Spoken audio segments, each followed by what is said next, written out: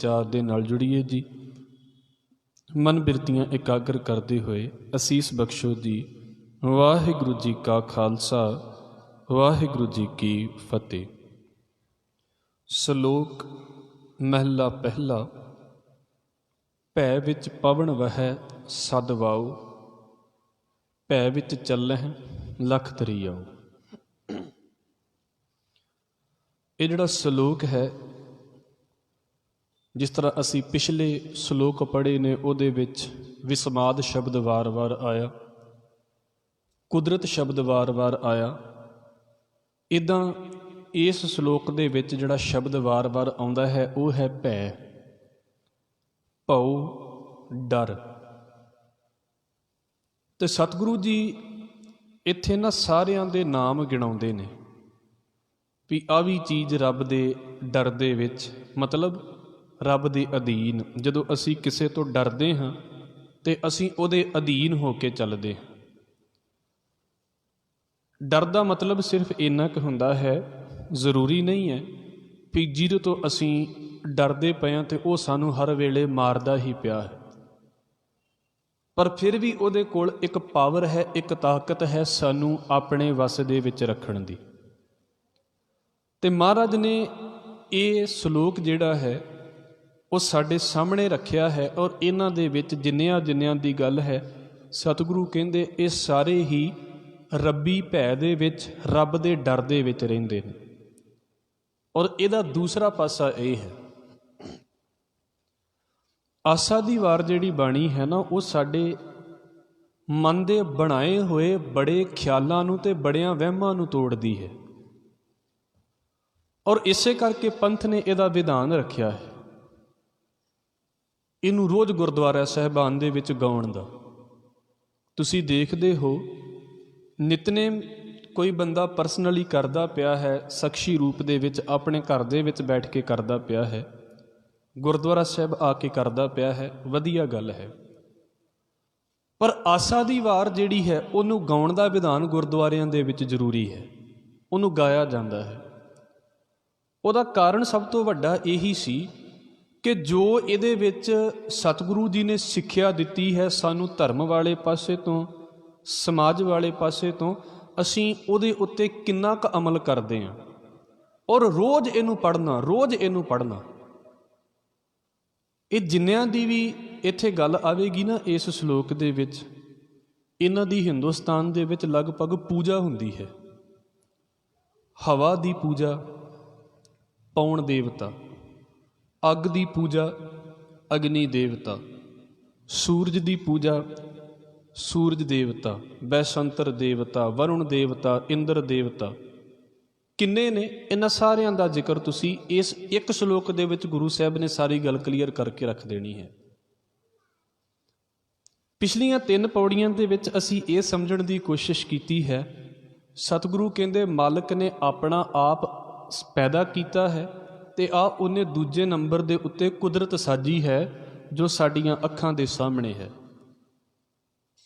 पर सतगुरु नाल ये भी कह दिंदे ने कि असल दे विच बंदे इस कुदरत दे विचों विस्माद नहीं लभदे, इस कुदरत दे विचों बस आउंदे ने ते खा पी के ते इदां ही चले जांदे ने। जिद्दां एक भार ढोण आए सी, बस किसी ने थोड़ा भार ढो लिया तो किसी ने ज़्यादा भार ढो लिया, इहदे तो वध जिंदगी च किसी ने कुछ नहीं किया।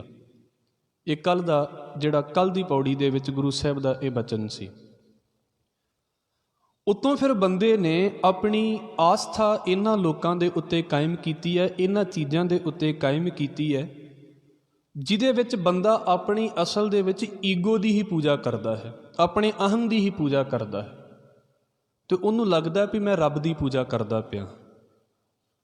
बहुती वार असी गुरुद्वारा साहिबान दे विच अपनियां ख्वाहिशां नूं ही मत्था टेक के चल जाते हाँ, गुरु तक मत्था ही नहीं टेकिया जाता। मेरे मन के अंदर कोई इच्छा है, मैं उस इच्छा दे लई आ रहा हाँ, जिदण वो पूरी हो गई है फिर बहुती वार मेरा गुरुद्वारे दे नाल कोई संबंध भी नहीं रह जाता। इहदा मतलब मत्था गुरुद्वारे नूं नहीं सी टेकिया जा रहा, मत्था मेरी इच्छा नूं टेकिया जा रहा सी गुरु ग्रंथ साहिब महाराज ते उहदे लई एक तरीका सी भी शायद इत्थों ये चीज़ जल्दी पूरी हो जाए। और इसे करके विचारवान गुरु अंगद साहिब महाराज का एक सलोक है, ਹਜ਼ੂਰ ਕਹਿੰਦੇ ਜਾਂ ਸੁਖ ਤਾਂ ਸ਼ਹਿਰਾਵਿਓ ਦੁੱਖ ਭੀ ਸੰਭਾਲੇ ਹੋਏ, ਵੀ ਜੇ ਤੁਹਾਡੇ ਕੋਲ ਸੁੱਖ ਹੈ ਤਾਂ ਤੁਸੀਂ ਤਾਂ ਵੀ ਚੇਤੇ ਕਰਿਓ, ਤੇ ਜੇ ਦੁੱਖ ਹੈ ਤੇ ਤਾਂ ਵੀ ਚੇਤੇ ਕਰਿਓ। ਪਰ ਸਾਡੀ ਹਾਲਤ ਇਹ ਹੈ ਵੀ ਜੇ ਦੁੱਖ ਹੈ ਫਿਰ ਤੇ ਸਾਨੂੰ ਚੇਤੇ ਆ ਜਾਵੇਗਾ, ਤੇ ਜੇ ਸੁੱਖ ਹੈ ਤੇ ਫਿਰ ਸਾਨੂੰ ਕੀ ਲੱਗੇ ਰੱਬ ਦੇ ਨਾਲ, ਰੱਬ ਆਪਣੇ ਘਰ ਅਸੀਂ ਆਪਣੇ ਘਰ। ਜਦੋਂ ਸੁੱਖ ਹੈ ਤੇ ਫਿਰ ਰੱਬ ਨੂੰ ਚੇਤੇ ਕਰਕੇ ਵੀ ਕੀ ਕਰਨਾ। ਰੱਬ ਤੇ ਇੱਕ ਸਾਧਨ ਹੈ, ਗੁਰਦੁਆਰਾ ਤੇ ਇੱਕ ਸਾਧਨ ਹੈ ਵੀ ਜ਼ਿੰਦਗੀ ਦੁਖੀ ਨਾ ਹੋਵੇ। ਮੇਰੇ ਕਹਿਣ ਦਾ ਮਤਲਬ ਇਹ ਹੈ, ਕਿਤੇ ਨਾ ਕਿਤੇ ਧਰਮ ਦੀ ਪੂਜਾ, ਕਿਤੇ ਨਾ ਕਿਤੇ ਮੈਂ ਧਾਰਮਿਕ ਇਸ ਕਰਕੇ ਹਾਂ ਕਿ ਮੇਰੇ ਅੰਦਰ ਕੁਝ ਖਾਹਿਸ਼ਾਂ ਨੇ ਅਤੇ ਮੈਂ ਚਾਹੁੰਦਾ ਹਾਂ ਵੀ ਸ਼ਾਇਦ ਉਹ ਇੱਦਾਂ ਪੂਰੀਆਂ ਹੋ ਜਾਣਗੀਆਂ, ਇਸ ਕਰਕੇ ਮੈਂ ਧਾਰਮਿਕ ਹਾਂ। ਮੈਂ ਆਪਣੀਆਂ ਖਾਹਿਸ਼ਾਂ ਨੂੰ ਹੀ ਪੂਜਦਾ ਰਹਿੰਦਾ ਹਾਂ ਸਾਰੀ ਜ਼ਿੰਦਗੀ, ਅਤੇ ਉਹਨਾਂ ਪੂਜਾ ਦਾ ਮੈਂ ਨਾਂ ਰੱਖ ਦਿੱਤਾ ਹੈ ਰੱਬ ਦੀ ਪੂਜਾ। ਦੂਸਰਾ ਪਾਸਾ, ਫਿਰ ਮੈਨੂੰ ਇੰਝ ਲੱਗਦਾ ਸੀ ਕਿ ਮੈਨੂੰ ਗੁਰੂ ਨਾਨਕ ਸਾਹਿਬ ਮਹਾਰਾਜ ਆ ਕੇ ਰੋਕਣ, ਜਾਂ ਗੁਰਮਤਿ ਰੋਕੇ, ਜਾਂ ਕੋਈ ਬੰਦਾ ਆ ਕੇ ਰੋਕੇ ਮੈਂ ਜਿਨ੍ਹਾਂ ਚੀਜ਼ਾਂ ਦੀ ਪੂਜਾ ਕਰਦਾ ਹਾਂ, ਅਤੇ ਕੋਈ ਬੰਦਾ ਆ ਕੇ ਮੈਨੂੰ ਇਹ ਆਖੇ ਵੀ ਇਹ ਗੁਰਮਤਿ ਦਾ ਵਿਧਾਨ ਨਹੀਂ ਹੈ, ਗੁਰਮਤਿ ਇਹਨਾਂ ਗੱਲਾਂ ਨੂੰ ਨਹੀਂ ਮੰਨਦੀ।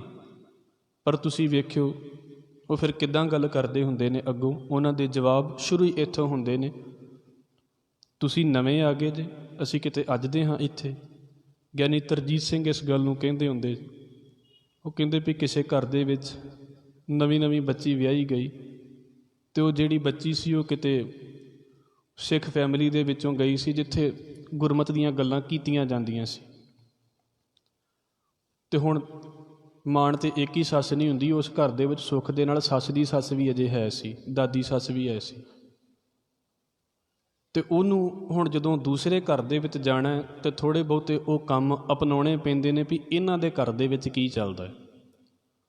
ਉਸ ਬੱਚੀ ਨੂੰ ਕਿਤੇ ਮਨਮਤ ਲੱਗੀ, ਉਹਨੇ ਜਾ ਕੇ ਇਹ ਕਹਿ ਦਿੱਤਾ ਵੀ ਇਹ ਮਾਤਾ ਇਹ ਕੰਮ ਮਨਮਤ ਹੈ, ਨਹੀਂ ਕਰਨੇ ਚਾਹੀਦੇ। ਅਤੇ ਕਹਿੰਦੇ ਮਾਤਾ ਨੇ ਕੋਈ ਸੁਣਿਆ ਨਹੀਂ ਗਿਣਿਆ ਨਹੀਂ, ਅਤੇ ਮਾਤਾ ਅੱਗੋਂ ਕਹਿੰਦੀ ਹੈ ਵੀ ਗੁਰਮਤਿ ਕਿਤੇ ਮੇਰੇ ਨਾਲੋਂ ਜ਼ਿਆਦਾ ਪੁਰਾਣੀ ਹੈ, 70 ਸਾਲ ਤੇ ਮੇਰੀ ਉਮਰ ਹੋ ਗਈ ਹੈ। ਇਹਦਾ ਮਤਲਬ ਕੀ ਹੈ?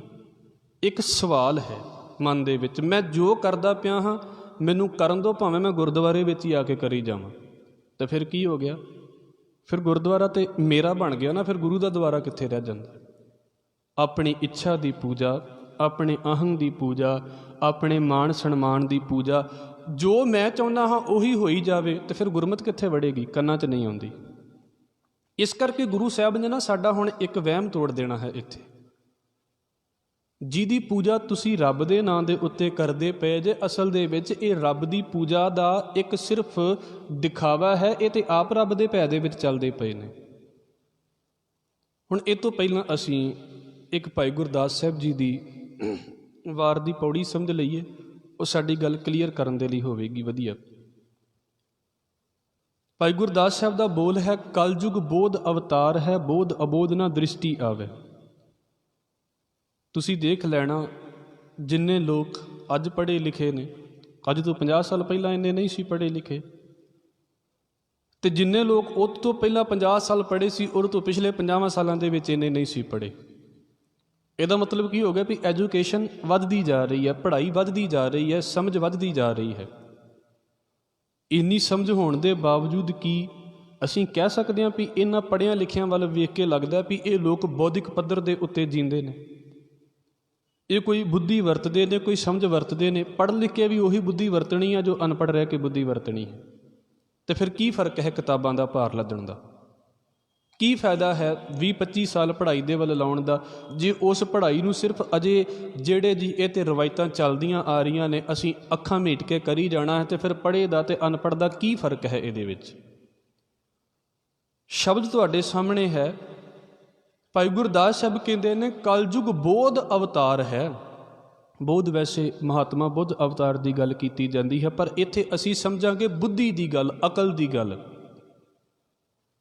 ਕਹਿੰਦੇ ਅਸਲ ਦੇ ਵਿੱਚ ਇਹ ਮੰਨਿਆ ਜਾਂਦਾ ਵੀ ਸਮਝ ਦਾ ਲੈਵਲ ਇਸ ਸਮੇਂ ਦੇ ਵਿੱਚ ਬੜਾ ਉੱਤੇ ਹੈ ਲੋਕਾਂ ਦਾ, ਪਰ ਜਦੋਂ ਲੋਕਾਂ ਨੂੰ ਕਰਮ ਕਰਦਿਆਂ ਵੇਖੀਦਾ ਹੈ, ਬੋਧ ਅਬੋਧ ਨਾ ਦ੍ਰਿਸ਼ਟੀ ਆਵੇ। ਕਹਿੰਦੇ ਇਹਨਾਂ ਦੀ ਬੁੱਧੀ ਤੋਂ ਲੱਗਦਾ ਹੀ ਨਹੀਂ ਹੈ ਵੀ ਇਹ ਅਕਲ ਵਾਲੇ ਕੰਮ ਕਰਦੇ ਪਏ ਨੇ, ਇਹ ਬੁੱਧੀ ਵਾਲੇ ਕੰਮ ਕਰਦੇ ਪਏ ਨੇ। ਉਹੀ ਗਲਤੀਆਂ ਪੜ੍ਹੇ ਲਿਖੇ ਕਰ ਜਾਂਦੇ ਨੇ, ਉਹੀ ਗਲਤੀਆਂ ਅਨਪੜ੍ਹ ਕਰ ਜਾਂਦੇ ਨੇ। ਅਤੇ ਇਹ ਬਿਲਕੁਲ ਸੱਚ ਹੈ। ਮੈਂ ਸਾਇੰਸ ਦਾ ਫੋਲੋਵਰ ਨਹੀਂ ਹਾਂ, ਧਾਰਮਿਕ ਜ਼ਿੰਦਗੀ ਵੱਖਰੀ ਹੈ, ਪਰ ਇਹ ਗੱਲ ਪੱਕੀ ਹੈ, ਜਿਹੜੇ ਬੰਦੇ ਨੇ ਸਾਇੰਸ ਦੇ ਕੋਰਸ ਦੇ ਵਿੱਚ ਦਾਖਲਾ ਲੈਣ ਤੋਂ ਪਹਿਲਾਂ ਕਿਸੇ ਜੋਤਸ਼ੀ ਦੇ ਕੋਲੋਂ ਪੁੱਛਿਆ ਵੀ ਮੈਨੂੰ ਕੋਰਸ ਕਰ ਲੈਣਾ ਚਾਹੀਦਾ, ਉਹਦੀ ਤਰੱਕੀ ਵੇਖ ਲੈਣੀ ਫਿਰ ਕਿੱਦਾਂ ਦੀ ਹੋਵੇਗੀ ਸਾਇੰਸ ਦੀ ਦੁਨੀਆ ਦੇ ਵਿੱਚ। ਉਹ ਡਿਗਰੀ ਕਰਕੇ ਵੀ ਜੋਤਸ਼ੀ ਦੇ ਪਿੱਛੇ ਹੀ ਫਸਿਆ ਰਹੇਗਾ। ਔਰ ਬਹੁਤਿਆਂ ਦੇ ਨਾਲ ਇੱਦਾਂ ਹੋ ਜਾਂਦਾ, ਸਾਰੇ ਨਹੀਂ। ਪਰ ਕਾਰਨ ਕੀ ਹੈ? ਪੜ੍ਹਨ ਤੋਂ ਬਾਅਦ ਵੀ ਅਨਪੜ੍ਹਤਾ ਦੇ ਵਿੱਚ ਫਸੇ ਰਹਿ ਜਾਣਾ, ਪੜ੍ਹਨ ਤੋਂ ਬਾਅਦ ਵੀ ਉੱਥੇ ਡਿੱਗ ਜਾਣਾ ਕਿ ਜਿਹੜੀਆਂ ਮਨੌਤਾਂ ਬਣੀਆਂ ਪਈਆਂ ਨੇ ਉਹਨੂੰ ਅੱਖਾਂ ਮੀਟ ਮੀਟ ਕੇ ਕਰੀ ਜਾਣਾ, ਭਾਵੇਂ ਕਿ ਅੱਜ ਸਾਰੀਆਂ ਲਗਭਗ ਰੱਦ ਹੋ ਚੁੱਕੀਆਂ ਨੇ। ਦਾਤਾਰ ਕੀ ਕਹਿੰਦੇ ਨੇ?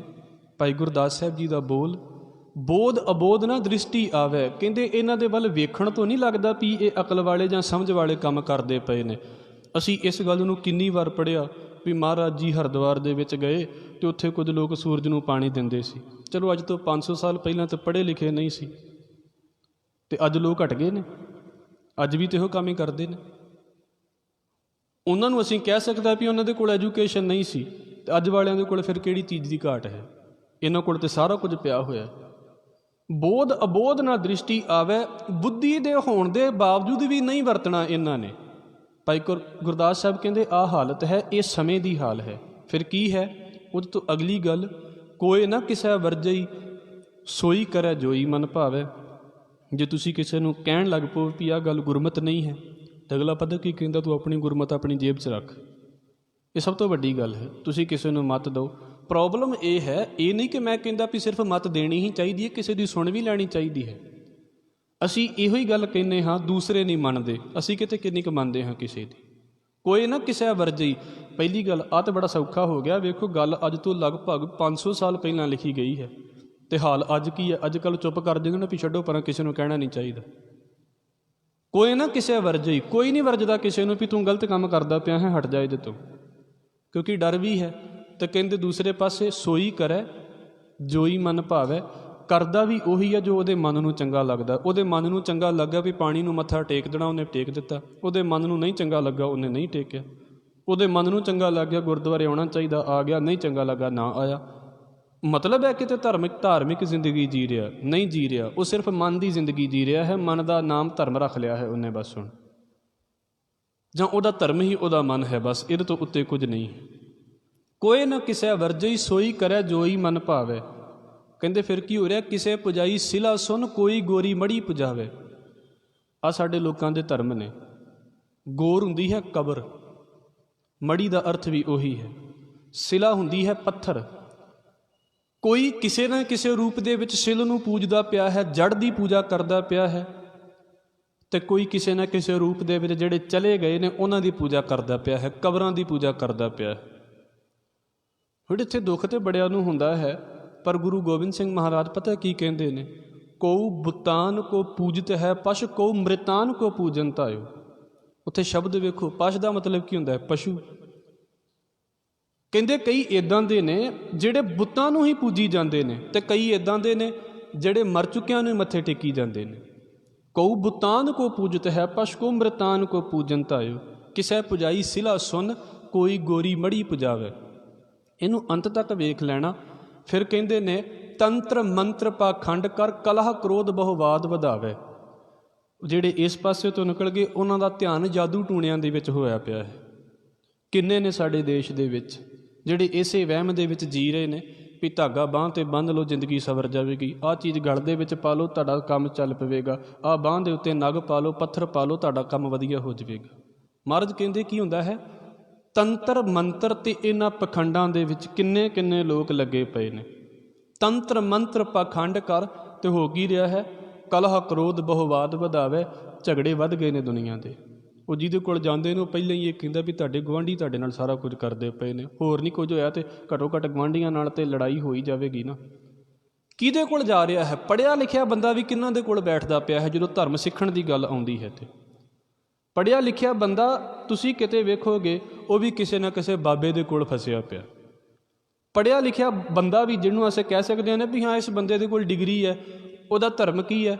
ਕਦੀ ਫਲਾਣੀ ਚੀਜ਼ ਨੂੰ ਮੱਥਾ ਟੇਕ ਲਿਆ, 4 ਬੰਦਿਆਂ ਨੇ ਸਲਾਹ ਦਿੱਤੀ ਉਹਨੂੰ ਮੱਥਾ ਟੇਕ ਲਾ, ਉਹਨੇ ਉਹਨੂੰ ਮੱਥਾ ਟੇਕ ਲੈਣਾ। ਉਹਦਾ ਧਰਮ ਦਾ ਲੈਵਲ ਇੱਥੇ ਕਿਤੇ ਖੜਾ ਹੋਇਆ ਹੈ। ਤੰਤਰ ਮੰਤਰ ਪਾਖੰਡ ਕਰ, ਕਲਹ ਕ੍ਰੋਧ ਬਹੁਵਾਦ ਵਧਾਵੇ। ਨਿਆਰੇ ਨਿਆਰੇ ਹੋਏ ਕਹਿ ਆਪੋ ਆਪੋ ਤਾਪੀ ਹੋਏ ਕਿਆ, ਨਿਆਰੇ ਨਿਆਰੇ ਧਰਮ ਚਲਾਵੇ। ਜਿੰਨੀ ਦੁਨੀਆ ਉਨਾ ਹੀ ਧਰਮ। ਇਹ ਨਹੀਂ ਕਿ ਅਸੀਂ ਕਹਿ ਲਈਏ ਵੀ ਆ ਜਿਹੜੇ 4-5 ਮੇਨ ਆ ਗਏ ਨੇ ਧਰਮ, ਵੀ ਹਿੰਦੂ ਹੋ ਗਿਆ, ਮੁਸਲਮਾਨ ਹੋ ਗਿਆ, ਈਸਾਈ ਹੋ ਗਿਆ, ਸਿੱਖ ਹੋ ਗਿਆ। ਨਹੀਂ, ਅਸੀਂ ਜਿੰਨੇ ਬੈਠੇ ਹਾਂ ਨਾ, ਸਾਰਿਆਂ ਦਾ ਸਾਡਾ ਆਪਣਾ ਆਪਣਾ ਇੱਕ ਧਰਮ ਹੈ। ਮੈਂ ਆਪਣੇ ਮਨ ਦੇ ਉੱਤੇ ਧਰਮ ਜੀ ਰਿਹਾ ਹਾਂ। ਇੱਕ ਚੀਜ਼ ਮੈਨੂੰ ਸਹੀ ਲੱਗਦੀ ਹੈ, ਮੈਂ ਕਹਿੰਦਾ ਇਹੋ ਹੀ ਧਰਮ ਹੈ। ਦੂਸਰੇ ਨੂੰ ਗਲਤ ਲੱਗਦੀ, ਉਹ ਕਹਿੰਦਾ ਇਹ ਧਰਮ ਹੈ ਹੀ ਨਹੀਂ। ਤੁਸੀਂ ਵੇਖ ਲਓ, ਨਿਆਰੇ ਨਿਆਰੇ ਧਰਮ ਚਲਾਉਣ ਦਾ ਮਤਲਬ ਕੀ? ਅਸੀਂ ਜਿੰਨੇ ਬੈਠੇ ਹਾਂ ਸਾਡੀ ਸਾਰਿਆਂ ਦੀ, ਭਾਵੇਂ ਕਿ ਇਸ਼ਟ ਸਾਡਾ ਸਾਰਿਆਂ ਦਾ ਸਾਂਝਾ ਗੁਰੂ ਗ੍ਰੰਥ ਸਾਹਿਬ ਮਹਾਰਾਜ ਹੈ, ਪਰ ਜਦੋਂ ਅਸੀਂ ਮਨ ਦੇ ਲੈਵਲ 'ਚ ਸੋਚਦੇ ਹਾਂ ਨਾ, ਕੁਝ ਗੱਲਾਂ ਤੁਹਾਨੂੰ ਗਲਤ ਲੱਗਦੀਆਂ ਨੇ, ਕੁਝ ਗੱਲਾਂ ਮੈਨੂੰ ਨਹੀਂ ਲੱਗਦੀਆਂ, ਕੁਝ ਗੱਲਾਂ ਮੈਨੂੰ ਗਲਤ ਲੱਗਦੀਆਂ ਨੇ, ਤੁਹਾਨੂੰ ਨਹੀਂ ਲੱਗਦੀਆਂ। ਕੀ ਹੋ ਗਿਆ? ਜਿੰਨੇ ਬੈਠੇ ਸਾਰਿਆਂ ਦਾ ਆਪੋ ਆਪਣਾ ਧਰਮ। ਅਤੇ ਮਹਾਰਾਜ ਕੀ ਕਹਿੰਦੇ ਨੇ? ਇੱਕੋ ਧਰਮ ਦ੍ਰਿੜ੍ਹੈ ਸੱਚ ਕੋਇ। ਧਰਮ ਸੱਚ ਹੈ। ਇਹਦਾ ਮਤਲਬ ਕਿਤੇ ਨਾ ਕਿਤੇ ਝੂਠ ਹੈ, ਜਿਹੜੀ ਆਪਣੀ ਆਪਣੀ ਜਿੱਦ ਫੜ ਕੇ ਬੈਠੇ ਹੋਏ ਹਾਂ। ਇਹ ਧਰਮ ਹੈ ਸਾਡਾ। ਆਪੋ ਤਾਪੀ ਹੋਏ ਕਿਆ ਨਿਆਰੇ ਨਿਆਰੇ ਧਰਮ ਚਲਾਵੇ, ਕੋਈ ਪੂਜੈ ਚੰਦ ਸੂਰ, ਕੋਈ ਧਰਤ ਆਕਾਸ਼ ਮਨਾਵੇ। ਕਿਸੇ ਨੇ ਚੰਦਰਮਾ ਨੂੰ ਦੇਵਤਾ ਮੰਨਿਆ ਹੋਇਆ ਹੈ। ਇਸ ਪਾਸੇ ਸਾਡੇ ਵੀ ਬੰਦੇ ਘੱਟ ਨਹੀਂ ਨੇ। ਕਿਸੇ ਨੂੰ ਹੋਰ ਨੂੰ ਕੀ ਕਹਿਣਾ ਹੈ, ਆਪਾਂ ਉਡੀਕਦੇ ਨੇ ਵੀ ਸਪੈਸ਼ਲ ਦਿਨ ਚੰਦਰਮਾ। ਆ ਪਿੱਛੇ ਦਿਨ ਨਿਕਲ ਕੇ ਗਿਆ ਨੇ ਇੱਕ। ਜੇ ਗੁਰੂ ਗ੍ਰੰਥ ਸਾਹਿਬ ਮਹਾਰਾਜ ਨੂੰ ਸਮਝਣਾ ਹੈ, ਗੁਰੂ ਗ੍ਰੰਥ ਸਾਹਿਬ ਮਹਾਰਾਜ ਦੀ, ਗੁਰੂ ਨਾਨਕ ਸਾਹਿਬ ਦੀ ਵਿਚਾਰਧਾਰਾ ਨੂੰ ਸਮਝਣਾ ਹੈ, ਫਿਰ ਇੱਕ ਵਾਰ ਇਸ ਗੱਲ ਦੇ ਉੱਤੇ ਤੇ ਆਪਣੀ ਲਕੀਰ ਮਾਰਨੀ ਪਵੇਗੀ ਵੀ ਮੈਂ ਕੀ ਕਰਦਾ ਹਾਂ, ਦੁਨੀਆ ਕੀ ਕਰਦੀ ਹੈ। ਫਿਰ ਮੈਨੂੰ ਇਹੀ ਸਮਝਣਾ ਪਏਗਾ ਕਿ ਗੁਰੂ ਨਾਨਕ ਸਾਹਿਬ ਕੀ ਕਹਿੰਦੇ ਨੇ, ਉਹ ਕਰਨਾ ਹੈ ਮੈਂ। ਤੇ ਦਾਤਾਰ ਦੀ ਬਾਣੀ ਦਾ ਬਚਨ ਹੈ, ਵਰਤ ਕਰਹਿ ਚੰਦਰਾਇਣਾ ਸੇ ਕਿਤੇ ਨਾ ਲੇਖਣ। ਰੱਖੀ ਜਾਣ ਚੰਦਰਮਾ ਦੇ ਨਾਂ ਦੇ ਉੱਤੇ ਜਿੰਨੇ ਮਰਜ਼ੀ ਵਰਤ, ਭਾਵੇਂ ਸਰਦਾਰਾਂ ਦੇ ਘਰ ਦੇ ਵਿੱਚ ਰੱਖੇ ਜਾ ਰਹੇ ਨੇ, ਭਾਵੇਂ ਕਿਤੇ ਵੀ ਰੱਖੇ ਜਾ ਰਹੇ ਨੇ। ਗੁਰਮਤਿ ਤੇ ਸਰਬ ਸਾਂਝੀ ਹੈ ਨਾ। ਫਿਰ ਜਦੋਂ ਅਸੀਂ ਕਹਿੰਦੇ ਜੀ ਗੁਰੂ ਗ੍ਰੰਥ ਸਾਹਿਬ ਤੇ ਸਾਰਿਆਂ ਦਾ, ਫਿਰ ਸਾਰਿਆਂ ਨੂੰ ਸੁਣਨਾ ਵੀ ਚਾਹੀਦਾ ਹੈ। ਕੋਈ ਪੂਜਾ ਚੰਦ ਸੂਰ, ਕੋਈ ਚੰਦਰਮਾ ਦੀ ਪੂਜਾ ਕਰਦਾ ਪਿਆ ਹੈ। ਚੰਦਰਮਾ ਦੇ ਨਾਂ ਦੇ ਉੱਤੇ ਵਰਤ, ਸੂਰਜ ਦੇ ਨਾਂ ਦੇ ਉੱਤੇ ਵਰਤ। ਸੂਰਜ ਦੀ ਪੂਜਾ ਕਿਸੇ ਨਾ ਕਿਸੇ ਰੂਪ ਦੇ ਵਿੱਚ, ਅੱਜ ਸੰਗਰਾਂਦ ਦੀ ਪੂਜਾ ਸੂਰਜ ਦੀ ਪੂਜਾ ਹੀ ਹੈ। ਹਾਂ, ਦਿਨ ਨੂੰ ਗੁਰਮਤਿ ਦੇ ਨਾਂ ਦੇ ਉੱਤੇ ਵਰਤ ਲਿਆ ਜਾਵੇ ਤਾਂ ਬੜੀ ਵਧੀਆ ਗੱਲ ਹੈ। ਪਰ ਜੇ ਕਹਿੰਦੇ ਹਨ ਵੀ ਇਸ ਕਰਕੇ ਜ਼ਿਆਦਾ ਪਵਿੱਤਰ ਹੈ ਬਾਕੀਆਂ ਦਿਨਾਂ ਦੇ ਨਾਲੋਂ, ਵੀ ਇਹ ਦਿਨ ਮਹੀਨਾ ਸ਼ੁਰੂ ਹੁੰਦਾ ਕਿਉਂਕਿ ਸੂਰਜ ਅਗਲੀ ਰਾਸ਼ੀ ਦੇ ਵਿੱਚ ਪ੍ਰਵੇਸ਼ ਹੁੰਦਾ, ਫਿਰ ਲੋਕੀ ਸੂਰਜ ਦੇ ਪੁਜਾਰੀ ਨੇ ਅਜੇ। ਕੋਈ ਪੂਜਾ ਚੰਦ ਸੂਰ, ਕੋਈ ਧਰਤ ਆਕਾਸ਼ ਮਨਾਵੇ। ਧਰਤੀ ਤੇ ਆਕਾਸ਼ ਦੇ ਨਾਲ ਸੰਬੰਧਿਤ ਦੇਵਤਿਆਂ ਦੀ ਕੋਈ ਪੂਜਾ ਕਰਦਾ ਪਿਆ ਹੈ। ਫਿਰ ਨਾਲ ਭਾਈ ਗੁਰਦਾਸ ਸਾਹਿਬ ਕਹਿੰਦੇ ਨੇ, ਪੌਣ ਪਾਣੀ ਬੈ ਸੰਤਰੋ, ਧਰਮ ਰਾਜ ਕੋਈ ਤ੍ਰਿਪਤਾਵੇ। ਕੋਈ ਧਰਮ ਰਾਜ ਦੀ ਪੂਜਾ ਕਰਦਾ ਪਿਆ ਹੈ। ਧਰਮ ਰਾਜ ਦੀ ਪੂਜਾ ਪਤਾ ਕੀ ਹੁੰਦੀ ਹੈ? ਜਿਹੜਾ ਨਾ ਮਨ ਦੇ ਵਿੱਚ ਇੱਕ ਡਰ ਬੈਠਾ ਹੋਇਆ ਹੈ ਸਾਡੇ, ਬੜੀ ਰੱਬ ਦੀ ਬਖਸ਼ਿਸ਼ ਹੋਵੇ ਤੇ ਗੁਰਬਾਣੀ ਦਾ ਬੋਲ ਹੈ, ਕਵਨ ਨਰਕ ਕਿਆ ਸੁਰਗ ਵਿਚਾਰਾ, ਸੰਤਨ ਦੋਊ ਰਾਦੇ। ਕੋਈ ਨਰਕ ਤੇ ਸਵਰਗ ਦੇ ਨਾਲ ਸਾਨੂੰ ਮਤਲਬ ਨਹੀਂ ਹੈ, ਗੁਰਮਤਿ ਦਾ ਜੋ ਅਸੂਲ ਹੈ। ਪਰ ਬਹੁਤੇ ਲੋਕ ਧਾਰਮਿਕ ਕੰਮ ਇਸ ਕਰਕੇ ਕਰਦੇ ਨੇ ਵੀ ਮਰਨ ਤੋਂ ਬਾਅਦ ਸ਼ਾਇਦ ਕਿਤੇ ਸਵਰਗ ਮਿਲ ਹੀ ਜਾਵੇ, ਮਰਨ ਤੋਂ ਬਾਅਦ ਕਿਤੇ ਨਰਕਾਂ 'ਚ ਨਾ ਡਿੱਗ ਪਈਏ, ਇਸ ਕਰਕੇ ਚੰਗੇ ਕੰਮ ਕਰਨੇ ਚਾਹੀਦੇ ਨੇ। ਸੁਰਤ ਦੇ ਵਿੱਚ ਨਰਕ ਤੇ ਸਵਰਗ ਫਸਿਆ ਪਿਆ ਹੈ, ਇਸ ਕਰਕੇ ਧਾਰਮਿਕ ਕੰਮ ਹੋ ਰਹੇ ਨੇ। ਅਤੇ ਇਹ ਵੀ ਸੱਚ ਹੈ, ਜੇ ਬਹੁਤਿਆਂ ਲੋਕਾਂ ਨੂੰ ਨਰਕ ਜਾਂ ਸਵਰਗ ਦਾ ਕਿਤੇ ਡਰ ਨਾ ਹੋਵੇ ਤਾਂ ਬਹੁਤ ਅਧਾਰਮਿਕ ਹੋਣ ਲੋਕ, ਬਹੁਤ ਜ਼ਿਆਦਾ। ਇੱਕ ਡਰ ਪਾ ਦਿੱਤਾ ਗਿਆ ਸੀ ਉਹਨਾਂ ਲੋਕਾਂ ਦੇ ਵੱਲੋਂ। ਪਰ ਸੁਰਤ ਕੀ ਹੈ? ਗੁਰਮਤਿ ਕਹਿੰਦੀ ਆ, ਨਰਕ ਸਵਰਗ ਦਾ ਖਿਆਲ ਰੱਖ ਕੇ ਭਗਤੀ ਨਹੀਂ ਕੀਤੀ ਜਾ ਸਕਦੀ। ਸੁਰਗ ਬਾਸ ਨਾ ਬਾਸ਼ੀਆ, ਡਰੀਆ ਨਾ ਨਰਕ ਨਿਵਾਸ। ਹੋਣਾ ਹੈ ਸੋ ਹੋਈ ਹੈ, ਮਨੇ ਨਾ ਕੀਜੈ ਆਸ। ਭਗਤੀ ਆਸ ਰੱਖ ਕੇ ਕਦੀ ਕੀਤੀ ਗਈ। ਪਰ ਲੋਕੀ ਕੀ ਕਰਦੇ ਪਏ ਨੇ? ਭਾਈ ਗੁਰਦਾਸ ਸਾਹਿਬ ਕਹਿੰਦੇ, ਉਹਨਾਂ ਦੀ ਹਵਾ ਦੇਵਤਾ, ਉਹਨਾਂ ਦਾ ਪਾਣੀ ਦੇਵਤਾ, ਉਹਨਾਂ ਦੀ ਅੱਗ ਦੇਵਤਾ, ਉਹਨਾਂ ਦਾ ਧਰਮਰਾਜ ਦੇਵਤਾ। ਮਤਲਬ ਇਹਨਾਂ ਸਾਰੀਆਂ ਚੀਜ਼ਾਂ ਨੂੰ ਲੋਕੀ ਕਿਤੇ ਨਾ ਕਿਤੇ ਮੰਨਦੇ ਪਏ ਨਾ ਕਿਤੇ ਮਨ ਦੇ ਵਿੱਚ ਡਰ ਹੈ। ਪੌਣ ਪਾਣੀ ਬੈ ਸੰਤਰੋ, ਧਰਮ ਰਾਜ ਕੋਈ ਤ੍ਰਿਪਤਾਵੇ। ਅਤੇ ਅੰਤਰੀ ਗੱਲ ਸਿਰਫ ਇੱਕੋ ਹੀ ਗੱਲ ਦੇ ਵਿੱਚ ਇਹਨਾਂ ਸਾਰਿਆਂ ਦੀ ਗੱਲ ਕਰ ਦਿੱਤੀ ਹੈ, ਫੋਕਟ ਧਰਮੀ ਭਰਮ ਭੁਲਾਵੇ। ਭਾਈ ਗੁਰਦਾਸ ਸਾਹਿਬ ਕਹਿੰਦੇ ਇਹ ਸਾਰੇ ਫੋਕਟ ਧਰਮੀ ਨੇ। ਮਤਲਬ ਫੋਕਟ ਕੀ ਹੁੰਦਾ? ਤੁਹਾਡੀ ਬੋਲੀ ਦੇ ਵਿੱਚ ਤੇ ਅਕਸਰ ਸ਼ਬਦ ਇਹ ਬੜਾ ਵਰਤਿਆ ਜਾਂਦਾ, ਬੇਕਾਰ ਜਿਹਾ ਧਰਮ ਹੋ ਗਿਆ। ਧਰਮ ਕਿੱਦਾਂ ਬੇਕਾਰ ਹੋ ਸਕਦਾ ਹੈ? ਭਾਈ ਗੁਰਦਾਸ ਸਾਹਿਬ ਕਹਿੰਦੇ ਜਿੰਨੇ ਵੀ ਇਸ ਕਰਮ ਨੂੰ ਕਰਦੇ ਨੇ ਨਾ, ਤੁਸੀਂ ਉਹਨੂੰ ਪੁੱਛ ਕੇ ਵੇਖੋ ਵੀ ਤੂੰ ਧਾਰਮਿਕ ਕੰਮ ਕਰਦਾ ਪਿਆ? ਉਹ ਕਹਿੰਦਾ ਜਿੱਦਾਂ ਮੈਂ ਧਿਆਨ ਦੇ ਨਾਲ ਕਰਦਾ ਪਿਆ, ਹੋਰ ਕੋਈ ਕਰਦਾ? ਸੂਰਜ ਨੂੰ ਮੰਨਣ ਵਾਲੇ ਨੂੰ ਤੁਸੀਂ ਕਹਿ ਕੇ ਵੇਖੋ ਵੀ ਨਾ ਮੰਨਿਆ ਕਰ, ਹਟਦਾ ਅਗਲਾ? ਉਹ ਕਹਿੰਦਾ ਜਿੰਨੇ ਧਿਆਨ ਦੇ ਨਾਲ ਮੈਂ ਕਰਦਾ, ਤੁਸੀਂ ਕੌਣ ਜੇ ਮੈਨੂੰ ਰੋਕਣ ਵਾਲੇ? ਫੋਕਟ ਧਰਮੀ, ਗੁਰਮਤਿ ਦੇ ਵਿੱਚ ਇਹ ਫੋਕਟ ਹੈ। ਬਾਕੀ ਜੋ ਮਰਜ਼ੀ ਮੰਨੀ ਜਾਣ, ਸਾਨੂੰ ਉਹਦੇ ਨਾਲ ਮਤਲਬ ਨਹੀਂ ਸੀ। ਤੇ ਗੁਰੂ ਗ੍ਰੰਥ ਸਾਹਿਬ ਦੀ ਗੱਲ ਕਰਦੇ ਪਏ। ਭਾਈ ਗੁਰਦਾਸ ਸਾਹਿਬ ਕਹਿੰਦੇ ਗੁਰਮਤਿ ਦੇ ਵਿੱਚ ਇਹ ਕੀ ਹੈ? ਫੋਕਟ ਧਰਮ ਹੈ। ਕੋਈ ਫਾਇਦਾ ਨਹੀਂ ਇਹਨਾਂ ਕਰਮਾਂ ਦਾ, ਜਿੰਨਾ ਮਰਜ਼ੀ ਕਰੀ ਜਾਵੇ ਬੰਦਾ। ਪਰ ਨਾਲ ਕੀ ਹੋ ਗਿਆ? ਭਰਮ ਭੁਲਾਵੇ। ਹੁਣ ਜਿਹੜਾ ਪਿਆ ਹੀ ਭਰਮ ਦੇ ਵਿੱਚ ਗਿਆ ਹੈ, ਉਹਨੂੰ ਤੁਸੀਂ ਕੀ ਕਹੋਗੇ? ਜਿਹੜਾ ਹੈ ਹੀ ਭਰਮ ਦੇ ਵਿੱਚ ਹੈ, ਉਹਨੂੰ ਅਜੇ ਸੱਚ ਸਾਹਮਣੇ ਨਹੀਂ ਆਇਆ, ਉਹਨੂੰ ਲੱਗਦਾ ਵੀ ਇਹੀ ਸੱਚ ਹੈ ਅਤੇ ਮੈਂ ਇਹੀ ਕੁਝ ਕਰਨਾ ਹੈ। ਇੱਕ ਤਰੀਕਾ ਇਹ ਹੁੰਦਾ ਹੈ ਅਸੀਂ ਪਿੱਛੇ ਕੀ ਕਰਦੇ ਸੀ, ਇੱਕ ਤਰੀਕਾ ਇਹ ਹੁੰਦਾ ਅਸੀਂ ਹੁਣ ਕੀ ਕਰਨਾ ਹੈ। ਬਸ ਇਸੇ ਚੀਜ਼ ਦਾ ਫਰਕ ਹੁੰਦਾ ਹੈ। ਜੇ ਇਹੋ ਹੀ ਸੋਚਦੇ ਰਹੇ ਨਾ ਵੀ ਕੋਈ ਨਹੀਂ ਪਿੱਛੇ ਕਰਦੇ ਪਏ ਹਾਂ ਹੁਣ ਵੀ ਕਰ ਲਵਾਂਗੇ ਅਤੇ ਕੀ ਫਰਕ ਹੈ, ਫਿਰ ਗੁਰਮਤਿ ਕੀ ਸਿੱਖੀ ਹੈ ਅਸੀਂ। ਗੁਰਮਤਿ ਸਿੱਖਣ ਦਾ ਮਤਲਬ ਹੀ ਇਹ ਹੈ ਵੀ ਰੋਜ਼ ਕੁਝ ਨਾ ਕੁਝ ਝੜਦਾ ਜਾਵੇ ਨਾਲੋਂ, ਰੋਜ਼ ਕਿਤੇ ਨਾ ਕਿਤੇ ਮਨਮਤ ਜਿਹੜੀ ਹੋ ਰਹੀ ਹੈ ਨਾ, ਇਹ ਸਿਰਫ ਬਾਹਰੀ ਕਰਮ ਕਾਂਡਾਂ ਦੀ ਗੱਲ ਹੈ, ਮਾਨਸਿਕ ਲੈਵਲ ਵਾਲੇ ਮਨ ਦੇ ਪੱਧਰ ਵਾਲੇ ਕਰਮ ਕਾਂਡਾਂ ਦੀ ਜਾਂ ਪਾਪਾਂ ਦੀ ਗੱਲ ਨਹੀਂ ਚੱਲਦੀ ਪਈ, ਸਿਰਫ ਕਰਮ ਕਾਂਡਾਂ ਦੀ ਗੱਲ ਚੱਲਦੀ ਪਈ ਹੈ। ਸਾਡੇ ਦੇਸ਼ ਦੇ ਵਿੱਚ ਹਵਾ ਨੂੰ ਕਿਸੇ ਨਾ ਕਿਸੇ ਰੂਪ ਦੇ ਵਿੱਚ ਪੂਜਿਆ ਜਾਂਦਾ ਹੈ। ਔਰ ਗੁਰੂ ਨਾਨਕ ਸਾਹਿਬ ਮਹਾਰਾਜ ਪਤਾ ਕੀ ਕਹਿੰਦੇ ਨੇ, ਦਾਤਾਰ ਕਹਿੰਦੇ ਭੈ ਵਿੱਚ ਪਵਨ ਵਹਿ ਸਦ ਵਾਉ। ਇਹ ਹਵਾ ਜਿਹੜੀ ਹੈ ਨਾ, ਇਹ ਆਪਣੇ ਆਪ ਦੇ ਵਿੱਚ ਕੁਝ ਨਹੀਂ ਹੈ, ਇਹ ਰੱਬ ਦੇ ਅਦਬ ਦੇ ਵਿੱਚ ਵਹਿ ਰਹੀ ਹੈ, ਰੱਬ ਦੇ ਭਾਣੇ ਦੇ ਵਿੱਚ ਵਹਿ ਰਹੀ ਹੈ। ਤੁਸੀਂ ਵੇਖਿਆ, ਇਹਨੂੰ ਪੜ੍ਹ ਕੇ ਵੇਖ ਲਓ ਤੇ ਕੋਈ ਇਹਦਾ ਕਾਰਨ ਕੁਝ ਦੱਸੇਗਾ, ਕੋਈ ਇਹਦਾ ਕਾਰਨ ਕੁਝ ਦੱਸੇਗਾ। ਕਾਰਨ ਹੈ ਨਾ, ਇਹ ਤੇ ਕਾਰਨ ਹੈ। ਕਾਰਨ ਲੱਭ ਲੈਣਾ ਹੋਰ ਗੱਲ ਹੈ, ਕਾਰਨ ਬਣਾ ਲੈਣਾ ਇਹ ਹੋਰ ਗੱਲ ਹੈ। ਅਸੀਂ ਰੀਜ਼ਨ ਲੱਭਦੇ ਹਾਂ, ਰੀਜ਼ਨ ਬਣਾਉਂਦੇ ਨਹੀਂ ਹਾਂ, ਕਿਉਂਕਿ ਰੀਜ਼ਨ ਬਣਾਉਣ ਵਾਲਾ ਕਰਨ ਕਾਰਨ ਪ੍ਰਭ ਏਕ ਹੈ, ਦੂਸਰ ਨਾ ਹੀ ਕੋਈ। ਸੌਖੀ ਜਿਹੀ ਉਦਾਹਰਣ ਆਪ ਜੀ ਦੇ ਅੱਗੇ ਰੱਖ ਦੇਵਾਂ। ਨਿਊਟਨ ਨੇ ਲੱਭਿਆ ਗ੍ਰੈਵੀਟੇਸ਼ਨਲ ਫੋਰਸ ਨੂੰ, ਉਹਨੇ ਦੱਸਿਆ ਵੀ ਦੁਨੀਆ ਦੇ ਵਿੱਚ ਆਹ ਸਿਧਾਂਤ ਕੰਮ ਕਰਦਾ ਹੈ।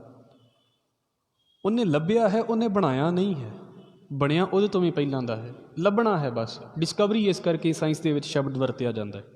ਕਿਸੇ ਚੀਜ਼ ਨੂੰ ਖੋਜ ਲੈਣਾ, ਕਿਸੇ ਚੀਜ਼ ਨੂੰ ਡਿਸਕਵਰ ਕਰ ਲੈਣਾ, ਲੱਭ ਲੈਣਾ ਕਿਸੇ ਸਿਧਾਂਤ ਨੂੰ, ਕਿਸੇ ਚੀਜ਼ ਨੂੰ ਵਜੂਦ ਦੇ ਵਿੱਚ ਦੱਸ ਦੇਣਾ ਵੀ ਆਹ ਚੀਜ਼ ਇੱਦਾਂ ਹੋ ਰਹੀ ਹੈ। ਹਵਾ ਕਿੱਦਾਂ ਚੱਲਦੀ ਪਈ ਹੈ, ਕਿੱਦਾਂ ਮੌਸਮ ਬਦਲਦੇ ਨੇ, ਕੀ ਉਹਦਾ ਸਾਡੇ ਉੱਤੇ ਇਫੈਕਟ ਪੈਂਦਾ ਹੈ, ਇਹ ਲੱਭਿਆ ਜਾ ਸਕਦਾ ਹੈ। ਫੋਟੋਆਂ ਖਿੱਚ ਕੇ ਕਿਸੇ ਨਾ ਕਿਸੇ ਰੂਪ ਦੇ ਵਿੱਚ ਸਾਹਮਣੇ ਲਿਆ ਜਾ ਸਕਦਾ ਵੀ ਇਹ ਇੱਦਾਂ ਹੋ ਰਿਹਾ ਹੈ। ਪਰ ਇਹਦਾ ਕਾਰਨ ਕੀ ਹੈ, ਕਿਉਂ ਹੋ ਰਿਹਾ ਹੈ, ਇਸ ਕਾਰਨ ਦੇ ਪਿੱਛੇ ਕੇਵਲ ਤੇ ਕੇਵਲ ਇੱਕ ਅਕਾਲ ਹੈ। ਮਹਾਰਾਜ ਕਹਿੰਦੇ ਨੇ ਇਸ ਕਰਕੇ ਜੋ ਵੀ ਤੁਹਾਡੇ ਸਾਹਮਣੇ ਹੈ ਉਹ ਕਿਵੇਂ ਹੋ ਰਿਹਾ ਹੈ ਇਹ ਤੁਸੀਂ ਲੱਭ ਸਕਦੇ ਜੇ। ਕਿਉਂ ਹੋ ਰਿਹਾ ਹੈ ਅਤੇ ਇੱਦਾਂ ਹੀ ਕਿਉਂ ਹੋ ਰਿਹਾ ਹੈ, ਔਰ ਜੇ ਇੱਦਾਂ ਹੀ ਹੁੰਦਾ ਤਾਂ ਹਰ ਵਾਰ ਇੱਦਾਂ ਕਿਉਂ ਨਹੀਂ ਹੁੰਦਾ। ਉਹੀ ਤਾਂ ਹਨੇਰੀ ਹੈ ਨਾ, ਹੁਣ ਵੀ ਤਾਂ ਹਵਾ ਚੱਲਦੀ ਪਈ ਹੈ, ਰੁਕੀ ਕਿੱਥੇ ਹੈ, ਹੁਣ ਵੀ ਚੱਲਦੀ ਪਈ ਹੈ। ਅਸੀਂ ਬੜਾ ਸੌਖੇ ਹਾਂ, ਇਹੋ ਹੀ ਹਵਾ ਕਿਤੇ ਤੇਜ਼ ਹੋ ਜਾਵੇ ਅਤੇ ਫਿਰ ਵੇਖੋ ਕੀ ਹਾਲ ਬਣਦਾ। ਮਹਾਰਾਜ ਕਹਿੰਦੇ ਨੇ ਭੈ ਵਿੱਚ ਪਵਨ ਵਹਿ ਸਦ ਵਾਉ। ਅਤੇ ਮੈਂ ਇੱਕੋ ਗੱਲ ਵਾਰ-ਵਾਰ ਇਹਨਾਂ ਪੌੜੀਆਂ ਦੇ ਵਿੱਚ ਕਰਦਾ ਕਹਿ ਰਿਹਾ ਹਾਂ, ਰੱਬ ਬਖਸ਼ਿਸ਼ ਕਰੇ। ਗੁਰੂ ਨਾਨਕ ਸਾਹਿਬ ਕਹਿੰਦੇ ਧਰਮ ਸਿੱਖਣਾ ਹੈ ਨਾ ਅਤੇ ਤੁਸੀਂ ਕਿਸੇ ਵੀ ਚੀਜ਼ ਤੋਂ ਸਿੱਖ ਸਕਦੇ ਜੇ। ਨਹੀਂ ਸਿੱਖਣਾ ਤਾਂ ਤੁਹਾਡੇ ਅੱਗੇ ਪੋਥੀ ਵੀ ਪਈ ਹੋਵੇ ਤਾਂ ਵੀ ਨਹੀਂ ਸਿੱਖਿਆ ਜਾਂਦਾ। ਧਰਮ ਸਿੱਖਣਾ ਹੈ ਤਾਂ ਕਿਤੇ ਵੀ ਸਿੱਖ ਲਓ। ਜਿਹੜੇ ਬੰਦੇ ਨੂੰ ਹਵਾ ਵੇਖ ਕੇ ਧਰਮ ਚੇਤੇ ਆ ਗਿਆ, ਸਮਝ ਲਓ ਉਹਨੂੰ ਧਰਮ ਤੋਂ ਕਦੀ ਦੂਰ ਕੀਤਾ ਹੀ ਨਹੀਂ ਜਾ ਸਕਦਾ, ਕਿਉਂਕਿ ਹਵਾ ਕਿੰਨੀ ਜ਼ਰੂਰੀ ਹੈ ਸਾਡੇ ਲਈ। ਹਰ ਸਾਹ ਦੇ ਨਾਲ ਤਾਂ ਇਹਦੀ ਲੋੜ ਪੈ ਰਹੀ ਹੈ। ਦੁਨੀਆ ਕਹਿੰਦੀ ਹੈ ਹਵਾ ਦੇਵਤਾ ਹੈ, ਮਹਾਰਾਜ ਕਹਿੰਦੇ ਹਵਾ ਦੇਵਤਾ ਨਹੀਂ ਹੈ। ਪਹਿਲਾ ਖਿਆਲ ਸਾਡਾ ਜੇ ਮੰਨਦੇ ਹਾਂ ਵੀ ਹਵਾ ਦੇਵਤਾ ਹੈ, ਸਤਿਗੁਰੂ ਕੀ ਕਹਿ ਰਹੇ ਨੇ, ਉਹ ਰੱਬ ਦੇ ਭੈ ਦੇ ਵਿੱਚ ਚੱਲਦੀ ਹੈ, ਉਹਦੇ ਅਦਬ ਦੇ ਵਿੱਚ ਚੱਲਦੀ ਹੈ। ਫਿਰ ਭੈ ਵਿੱਚ ਚੱਲੇ ਹੈ ਲੱਖ ਦਰਿਆਓ। ਲੱਖ ਦਾ ਮਤਲਬ ਇਹ ਨਹੀਂ ਵੀ ਸਿਰਫ 1 ਲੱਖ, ਲੱਖ ਦਾ ਮਤਲਬ ਹੈ ਲੱਖਾਂ ਦਰਿਆ। ਵੈਸੇ ਇਹਦੇ ਅਰਥ ਪਾਣੀ ਵਾਲੇ ਸੋਮੇ ਕੀਤੇ ਜਾਂਦੇ ਨੇ ਦਰਿਆ, ਦਰਿਆ ਦਾ ਅਰਥ ਜ਼ਿੰਦਗੀਆਂ ਵੀ ਹੁੰਦੀਆਂ ਨੇ। ਤਿਸਤੇ ਹੋਏ ਲੱਖ ਦਰਿਆਓ, ਇਹ ਗੁਰੂ ਨਾਨਕ ਸਾਹਿਬ ਦਾ ਜਪਜੀ ਸਾਹਿਬ ਦੇ ਵਿੱਚ ਵੀ ਅਸੀਂ ਸ਼ਬਦ ਵਰਤਦੇ ਹਾਂ। ਲੱਖਾਂ ਜ਼ਿੰਦਗੀਆਂ ਚੱਲਦੀਆਂ ਨੇ, ਪਰ ਕਿਉਂਕਿ ਗੱਲ ਕੁਦਰਤ ਦੀ ਚੱਲਦੀ ਪਈ ਹੈ, ਗੱਲ ਨੇਚਰ ਦੀ ਚੱਲਦੀ ਪਈ ਹੈ, ਇਸ ਕਰਕੇ ਅਸੀਂ ਇਹਨਾਂ ਦਰਿਆਵਾਂ ਦਾ ਨਾਮ ਲਵਾਂਗੇ। ਉਹ ਕੌਣ ਹੈ ਜਿਹੜਾ ਤੁਸੀਂ ਵੇਖਦੇ ਜੇ ਵੀ ਪਹਾੜਾਂ ਤੋਂ ਲਗਾਤਾਰ ਉਹ ਵਹਿੰਦੇ ਸਮੁੰਦਰਾਂ ਦੇ ਵਿੱਚ ਆ ਜਾਂਦੇ ਨੇ, ਹਵਾ ਉਹਨਾਂ ਨੂੰ ਫੇਰ ਉਡਾ ਕੇ ਉੱਤੇ ਲੈ ਜਾਂਦੀ ਹੈ, ਉਹ ਫੇਰ ਬੱਦਲ ਬਣਦੇ ਨੇ, ਫੇਰ ਜਾ ਕੇ ਪਹਾੜਾਂ ਦੇ ਵਿੱਚ ਵਰਦੇ ਨੇ, ਫੇਰ ਜਾ ਕੇ ਦਰਿਆਵਾਂ ਦੇ ਵਿੱਚ ਆ ਕੇ ਚੱਕਰ ਪੂਰਾ ਕੱਟੀ ਜਾ ਰਹੇ ਨੇ। ਕੌਣ ਚੱਕਰ ਕਟਾਈ ਜਾ ਰਿਹਾ ਉਹਨਾਂ ਨੂੰ? ਮਹਾਰਾਜ ਕਹਿੰਦੀ ਇੱਕ ਅਦਬ ਚੱਕਰ ਕਟਾ ਰਿਹਾ ਹੈ, ਇੱਕ ਡਰ ਚੱਕਰ ਕਟਾ ਰਿਹਾ ਹੈ। ਔਰ ਇਹਨਾਂ ਦੇ ਕੁਦਰਤੀ ਸਿਧਾਂਤ ਇੱਦਾਂ ਦੇ ਨੇ, ਰੱਬ ਦੇ ਵੱਲੋਂ ਬਣਾਏ ਗਏ। ਕਿਤੇ ਕਿਤੇ ਬਦਲਦੇ ਨੇ ਕਿਉਂਕਿ ਇਹ ਆਪਣੇ ਹੱਥ ਦੇ ਵਿੱਚ ਨਹੀਂ ਚੱਲਦੇ। ਭੈ ਵਿੱਚ ਚੱਲੇ ਲੱਖ ਦਰਿਆਓ, ਲੱਖਾਂ ਦਰਿਆ ਵੀ ਉਹਦੇ ਅਦਬ ਦੇ ਵਿੱਚ ਚੱਲਦੇ ਪਏ ਨੇ। ਫਿਰ ਸਤਿਗੁਰੂ ਅੱਗੇ ਕੀ ਕਹਿੰਦੇ ਨੇ, ਭੈ ਵਿੱਚ ਅਗਨ ਕੱਢੈ ਵਿਗਾਰ। ਵਿਗਾਰ ਜਿਹੜਾ ਸ਼ਬਦ ਹੈ ਨਾ, ਇਹਨੂੰ ਵਗਾਰ ਹੁੰਦਾ ਹੈ। ਹੁਣ ਤਾਂ ਇਹ ਲਗਭਗ ਖਤਮ ਹੋ ਚੁੱਕਾ ਹੈ ਕੰਮ, ਇਹਦੀ ਥਾਂ 'ਤੇ ਮਜ਼ਦੂਰੀ ਸ਼ਬਦ ਆ ਗਿਆ ਹੈ। ਉਹ ਹੁੰਦਾ ਹੈ ਕਿ ਕਿਸੇ ਦੇ ਕੋਲੋਂ ਕੋਈ ਕੰਮ ਕਰਾਇਆ ਜਾਵੇ ਅਤੇ ਉਹਦੇ ਬਦਲੇ ਦੇ ਵਿੱਚ ਉਹਨੂੰ ਪੈਸੇ ਦਿੱਤੇ ਜਾਂਦੇ ਨੇ, ਜਿੱਦਾਂ ਅੱਜ ਅਸੀਂ ਲੇਬਰ ਕਰਦੇ ਹਾਂ ਇਸ ਰੂਪ ਦੇ ਵਿੱਚ।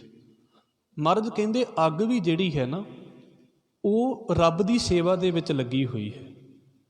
ਕਦੀ ਇਹਨੂੰ ਸੋਚ ਕੇ ਵੇਖਣਾ, ਕਿਉਂਕਿ ਸਾਡੀ ਹੋਂਦ ਦੀ ਸੂਰਜ ਦੇ ਕਰਕੇ ਹੈ ਨਾ। ਜਦੋਂ ਅਸੀਂ ਪੜ੍ਹਦੇ ਹਾਂ ਤੇ ਜੇ ਸੂਰਜ ਨਾ ਹੋਵੇ ਤੇ ਬਾਕੀ ਦੁਨੀਆ ਦੇ ਤੇ ਅੱਗ ਦਾ ਕੀ ਵਜੂਦ ਹੈ? ਕੋਈ ਵਜੂਦ ਹੀ ਨਹੀਂ ਹੈ।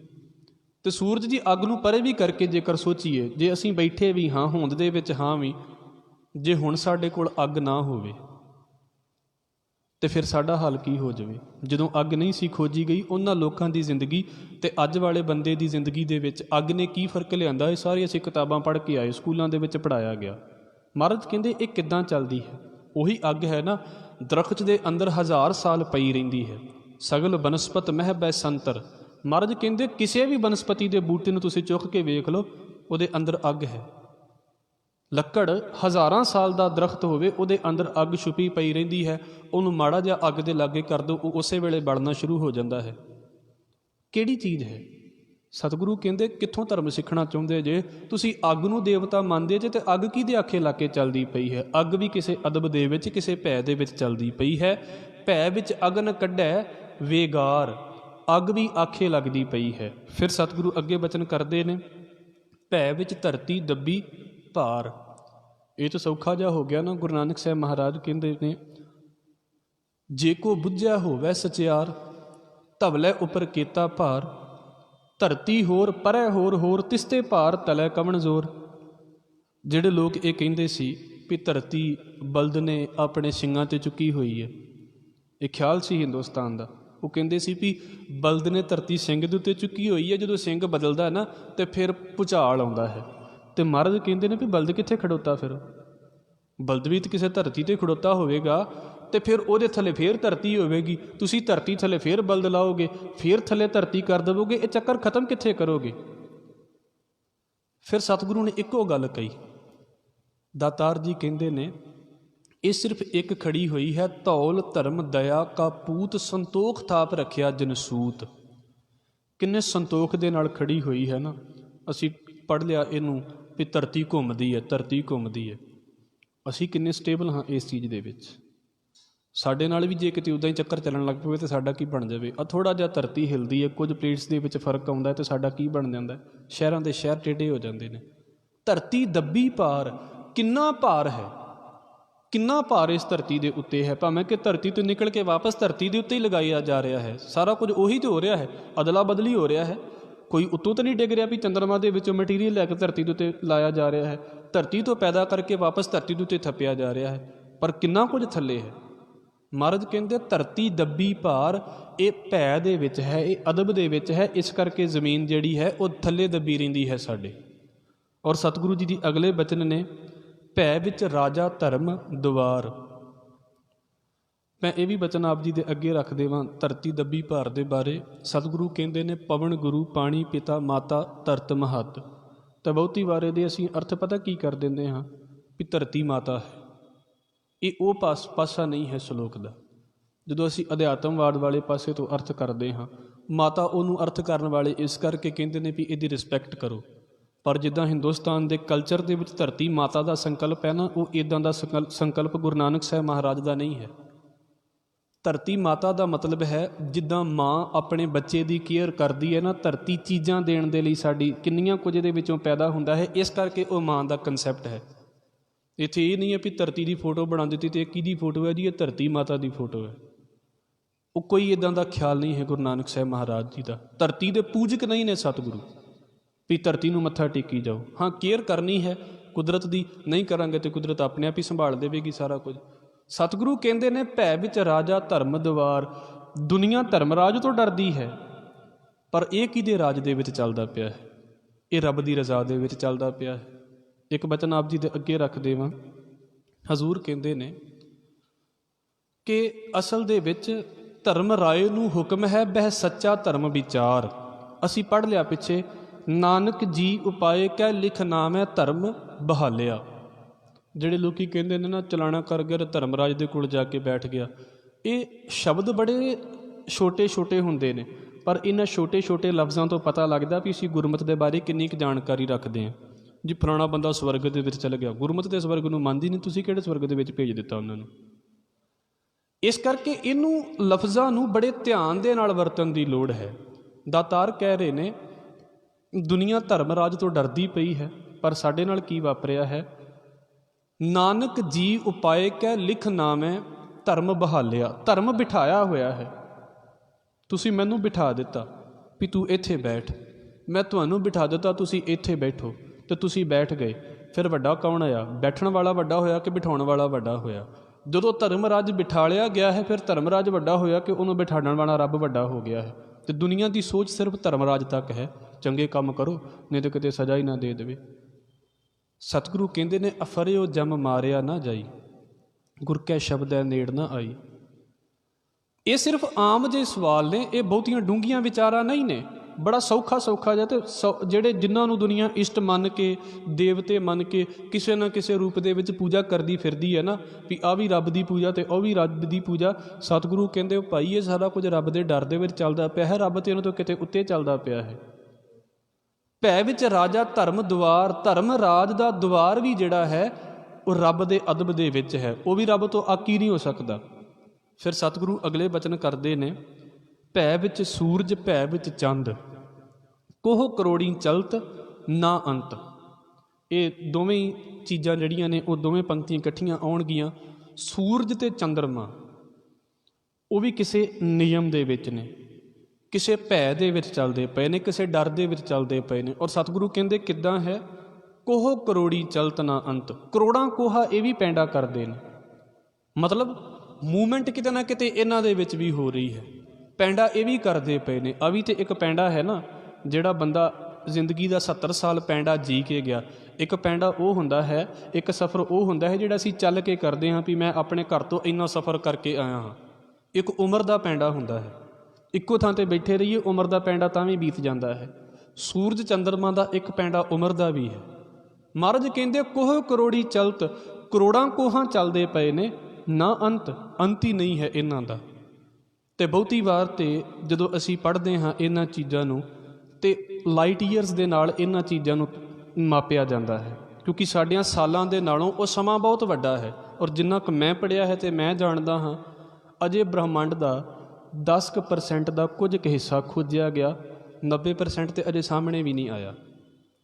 ਅਜੇ 10% ਹੈ ਸਾਡੇ ਸਾਹਮਣੇ। ਅਤੇ ਮੈਂ ਇਹ ਵੀ ਰੱਖ ਦੇਵਾਂ, ਉਹਦੇ ਵਿੱਚੋਂ ਵੀ ਕੁਝ ਤਾਰੇ ਇੱਦਾਂ ਦੇ ਨੇ ਜਿਹੜੇ ਪਿੱਛੋਂ ਖਤਮ ਹੋ ਚੁੱਕੇ ਨੇ, ਪਰ ਲਾਈਟ ਉਹਨਾਂ ਦੀ ਅਜੇ ਵੀ ਪਹੁੰਚਦੀ ਪਈ ਹੈ, ਕਿਉਂਕਿ ਇੱਕ ਦੂਰੀ ਹੈ। ਅਤੇ ਕੁਝ ਤਾਰੇ ਇੱਦਾਂ ਦੇ ਨੇ ਜਿਨ੍ਹਾਂ ਦੀ ਤਾਰਿਆਂ ਦੀ ਦੂਰੀ ਅਜੇ, ਲਾਈਟ ਜਿਹੜੀ ਹੈ ਉਹ ਧਰਤੀ ਦੇ ਉੱਤੇ ਪਹੁੰਚਣ ਵਾਲੀ ਹੈ, ਉਹਨੂੰ ਪਹੁੰਚਦਿਆਂ ਵੀ ਅਜੇ ਕਈ ਸਾਲ ਦਾ ਸਮਾਂ ਲੱਗ ਸਕਦਾ ਹੈ। ਇਹ ਕੀ ਹੈ? ਮਹਾਰਾਜ ਕਹਿੰਦੇ ਇਹ ਜਿਹੜਾ ਉਹ ਸਫ਼ਰ ਤੈਅ ਕਰਦੀ ਪਈ ਹੈ ਲਾਈਟ, ਪੈਂਡਾ ਤੈਅ ਕਰਦੀ ਪਈ ਹੈ। ਕਿੰਨੇ ਦੂਰ ਹੋਣਗੇ ਉਹ ਤਾਰੇ ਸਾਡੇ ਤੋਂ, ਜਿਨ੍ਹਾਂ ਨੂੰ ਅਜੇ ਟਰੈਵਲ, ਅਜੇ ਚਾਨਣ ਪਹੁੰਚਣਾ ਹੈ ਉਹਨਾਂ ਦਾ, ਜਿਹੜੇ ਪਿੱਛੋਂ ਖਤਮ ਹੋ ਗਏ ਅਤੇ ਚਾਨਣ ਆ ਰਿਹਾ ਹੈ। ਇਹ ਇੱਦਾਂ ਦੀ ਗੱਲ ਹੁੰਦੀ ਹੈ ਵੀ ਤੁਸੀਂ ਲਾਈਟ ਜਗਾ ਦਿੱਤੀ, ਲਾਈਟ ਇੱਕਦਮ ਬੰਦ ਕਰ ਦਿੱਤੀ, ਉਸ ਲਾਈਟ ਨੇ ਵੀ ਸਫ਼ਰ ਤੈਅ ਕੀਤਾ ਹੈ। ਵੱਖਰੀ ਗੱਲ ਹੈ ਵੀ ਸਭ ਤੋਂ ਜ਼ਿਆਦਾ ਸਪੀਡ ਇਸ ਚੀਜ਼ ਦੀ ਹੈ, ਸਾਨੂੰ ਕਦੀ ਮਹਿਸੂਸ ਨਹੀਂ ਹੁੰਦਾ। ਲਾਈਟ ਨੂੰ ਜਦੋਂ ਵੀ ਵੇਖਿਆ ਜਾਂਦਾ ਹੈ ਉਹ ਨੈਨੋ ਸੈਕਿੰਡਸ ਦੇ ਵਿੱਚ ਵੇਖਿਆ ਜਾਂਦਾ। ਅਸੀਂ ਤਾਂ ਸਵਿੱਚ ਦਬਾਇਆ ਅਤੇ ਉਸੇ ਵੇਲੇ ਬਲਬ ਜਗ ਪਿਆ, ਪਰ ਘੱਟੋ ਘੱਟ ਕਰੰਟ ਨੇ ਕੁਝ ਤਾਂ ਟਰੈਵਲ ਕੀਤਾ ਹੈ, ਫਿਰ ਹੀ ਇਹ ਸਾਰਾ ਕੁਝ ਹੋਇਆ ਹੈ, ਐਵੇਂ ਨਹੀਂ ਹੋ ਗਿਆ। ਮਹਾਰਾਜ ਕਹਿੰਦੇ ਨੇ ਅਸਲ ਦੇ ਵਿੱਚ ਆਹ ਜਿਹੜੀਆਂ ਚੀਜ਼ਾਂ ਨੇ, ਜਿਹੜੀਆਂ ਰੌਸ਼ਨੀ ਕਰਦੀਆਂ ਪਈਆਂ ਨੇ, ਇਹਨਾਂ ਦੇ ਪਿੱਛੇ ਕੀ ਨਿਯਮ ਕੰਮ ਕਰਦਾ ਪਿਆ ਹੈ? ਕੋਹ ਕਰੋੜੀ ਚਲਤ ਨਾ ਅੰਤ। ਕਰੋੜਾਂ ਕੋਹਾਂ ਚੱਲਦੇ ਪਏ ਨੇ ਸੂਰਜ ਅਤੇ ਚੰਦਰਮਾ, ਇਹ ਵੀ ਰੱਬ ਦੇ ਅਦਬ ਦੇ ਵਿੱਚ ਨੇ। ਤੁਸੀਂ ਸੂਰਜ ਅਤੇ ਚੰਦਰਮਾ ਨੂੰ ਕੀ ਮੱਥਾ ਟੇਕਦੇ ਪਏ ਜੇ? ਇਹਨਾਂ ਦੇ ਵੱਲ ਕਿੱਧਰ ਮੱਥਾ ਟੇਕਦੇ ਪਏ ਜੇ? ਇਸ ਸਾਖੀ ਨੂੰ ਯਾਦ ਰੱਖਣਾ। ਹਰਿਦੁਆਰ ਵਾਲੀ ਗੁਰੂ ਨਾਨਕ ਸਾਹਿਬ ਮਹਾਰਾਜ ਨੇ ਉਹੀ ਵਹਿਮ ਤੋੜਿਆ ਸੀ ਵੀ ਸੂਰਜ ਦੀ ਪੂਜਾ ਨਾ ਕਰੋ। ਸਿੱਖ ਕਿਸੇ ਨਾ ਕਿਸੇ ਰੂਪ ਦੇ ਵਿੱਚ ਜੇ ਕਰਦਾ ਹੈ ਅਤੇ ਫਿਰ ਉਹਨੂੰ ਸਿੱਖ ਕਿੱਦਾਂ ਕਹਿ ਸਕਦੇ ਹਾਂ? ਇਹ ਤਾਂ ਫਿਰ ਸਾਨੂੰ ਭਾਈ ਰਣਧੀਰ ਸਿੰਘ ਵਾਲੀ ਗੱਲ ਚੇਤੇ ਰੱਖਣੀ ਚਾਹੀਦੀ ਹੈ। ਫਿਰ ਅਗਲੀ ਗੱਲ, ਭੈ ਵਿੱਚ ਸਿੱਧ ਬੁੱਧ ਸੁਰ ਨਾਥ। ਸਿੱਧ ਜਿਨ੍ਹਾਂ ਨੇ ਕੁਝ ਸਿੱਧੀ ਹਾਸਲ ਕਰ ਲਈ ਹੈ। ਸਿੱਧੀਆਂ ਦੇ ਵਿੱਚ ਇੱਦਾਂ ਦੀ ਗੱਲ ਹੁੰਦੀ ਹੈ ਵੀ ਮਨ ਦੀ ਇੱਛਾ ਜਾਂ ਆਪਣੇ ਆਪ ਦੇ ਉੱਤੇ ਕੰਟਰੋਲ, ਦੂਸਰੇ ਦੇ ਉੱਤੇ ਕੰਟਰੋਲ, ਇਹ ਸਾਰੀਆਂ ਗੱਲਾਂ ਇਹਦੇ ਵਿੱਚ ਆ ਜਾਂਦੀਆਂ ਨੇ। ਸਾਡੇ ਵਿੱਚੋਂ ਕੋਈ ਬੰਦਾ ਥੋੜ੍ਹਾ ਜਿਹਾ ਸਿਆਣਾ ਹੋਵੇਗਾ ਨਾ, ਜਿਹਦੇ ਕੋਲ ਨੌਲੇਜ ਜ਼ਿਆਦਾ ਹੈ, ਜਾਂ ਇੱਥੇ ਬੈਠਾ ਕੋਈ ਬੰਦਾ ਦੂਸਰਿਆਂ ਦੇ ਮਾਈਂਡ ਗ੍ਰੈਬ ਕਰ ਲਵੇ, ਉਹਨਾਂ ਨੂੰ ਫੜ ਲਵੇ, ਅਤੇ ਅਸੀਂ ਕਹਾਂਗੇ ਇਹ ਬੰਦਾ ਤਾਂ ਬਾਕੀ ਇਹਨਾਂ ਨੂੰ ਬੜਾ ਕਮਾਲ ਦਾ ਚੱਲਦਾ ਪਿਆ। ਅਤੇ ਸਾਡੇ ਇੰਡੀਆ ਦੇ ਵਿੱਚ ਤਾਂ ਬੜਾ ਸੌਖਾ ਹੈ, ਉਹਨੂੰ ਉਸੇ ਵੇਲੇ ਮੱਥਾ ਟੇਕਣਾ ਸ਼ੁਰੂ ਹੋ ਜਾਂਦਾ ਨਾ, ਵੀ ਉਹ ਥੋੜ੍ਹਾ ਜਿਹਾ ਬਾਕੀਆਂ ਨਾਲੋਂ ਵੱਖਰੇ ਕੰਮ ਕਰਦਾ ਪਿਆ, ਅਤੇ ਮੱਥਾ ਟੇਕ ਦਿਓ ਉਹਨੂੰ।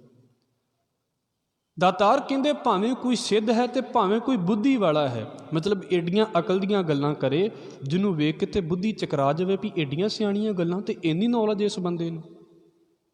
ਸੁਰਨਾਥ, ਸੁਰ ਦਾ ਅਰਥ ਹੁੰਦਾ ਹੈ ਦੇਵਤੇ, ਨਾਥ ਦਾ ਅਰਥ ਹੁੰਦਾ ਹੈ ਵੈਸੇ ਜਿਹੜੇ ਆ ਨੌ ਨਾਥ, ਮਾਫ ਕਰਨਾ, ਆ ਜਿਹੜੇ ਸਿੱਧ ਜੋਗੀ ਆਦਿਕ ਮੰਨੇ ਜਾਂਦੇ ਨੇ, ਇਹ ਜਿੰਨੇ ਵੀ ਇਸ ਆਮ ਬੰਦਿਆਂ ਦੇ ਨਾਲੋਂ ਉੱਚੇ ਬੰਦੇ ਨੇ ਨਾ, ਸਤਿਗੁਰੂ ਕਹਿੰਦੇ ਇਹ ਸਾਰੇ ਉਹਦੇ ਅਦਬ ਦੇ ਵਿੱਚ ਚੱਲਦੇ ਪਏ ਨੇ, ਸਾਰੇ ਉਹਦੀ ਰਜ਼ਾ ਦੇ ਵਿੱਚ ਚੱਲਦੇ ਪਏ ਨੇ। ਦੁਨੀਆ ਇਹਨਾਂ ਨੂੰ ਮੱਥਾ ਟੇਕਦੀ ਹੈ, ਮਹਾਰਾਜ ਕਹਿੰਦੇ ਕਿਸੇ ਨੂੰ, ਇਹ ਸਾਰੇ ਰੱਬ ਦੇ ਅਦਬ ਦੇ ਵਿੱਚ ਚੱਲਦੇ ਨੇ।